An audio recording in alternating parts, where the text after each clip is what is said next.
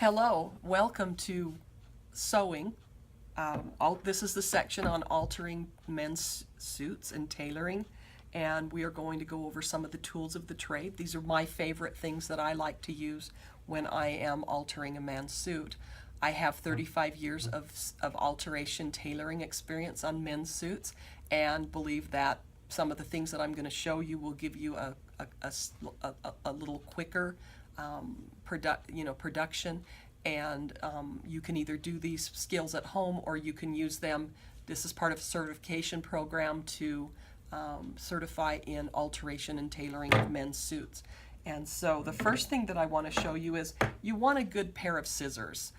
These are pinking shears. You can use those, or you can also use an Olfa. You can use an Olfa cutter with a pinking blade, or if you can find them, these are getting a lot more scarce. This is a pair of pinking scissors that and these are my favorites, and I actually hide these in the tailor shop so that they can stay as sharp as possible. You need a good steady pin cushion because you want to keep your needles and your pins in a safe way. And the pins that I like to use are actually the yellow heads. They're the glass yellow heads. They're a little bit longer.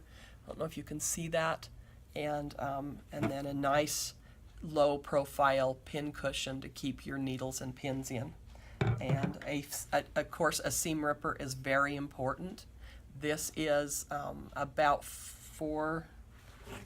this is actually 5 inches long. This is a 5-inch long seam ripper, and we will show about using those. You need a little pair of scissors. They don't have to have a super fine point on them, but they do need to be fairly sharp. These are for cutting threads and things like that. Another cutting tool that I use a lot is a single-edged razor blade. Some people are a little bit nervous about a blade, but I find that it really saves me time. One of the other girls in the office or in the tailor shop uses an Olfa cutter. This is one thing that I have a hard time using, and so I typically use the razor blade. And a piece of tailor chalk. This is a waxy base chalk, and when you use it on the suits and that, the dark colors especially, you can see it really well, but when you press it, it will disappear.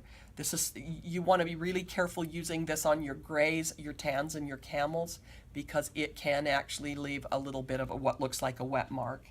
And then for light fabrics and that, I use a purple fabric pen. This is a disappearing ink, air and water soluble ink pen.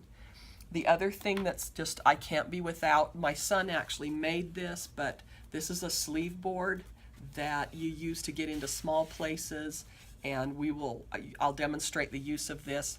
And then the other thing that you've really got to have is a great ironing board, whether it's got to have a good amount of steam.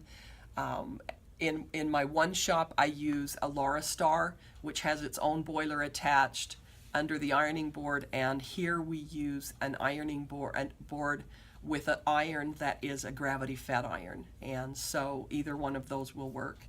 And we have to have a good sewing machine. The sewing machines that we use are, let's just show you here, are industrial machines. Let's just go back a little bit. I'll move the chair. They're industrial machines. This is our straight stitch machine, and then we also have a blind hammer and the ironing apparatus that we have. And the other thing I want you to notice too is how we have the tailor shop set up. We have a really great working, hopefully you can see this, I need to be able to see it too. I have cubbies in there under the work table for the things that we need. We actually have 2 workstations here.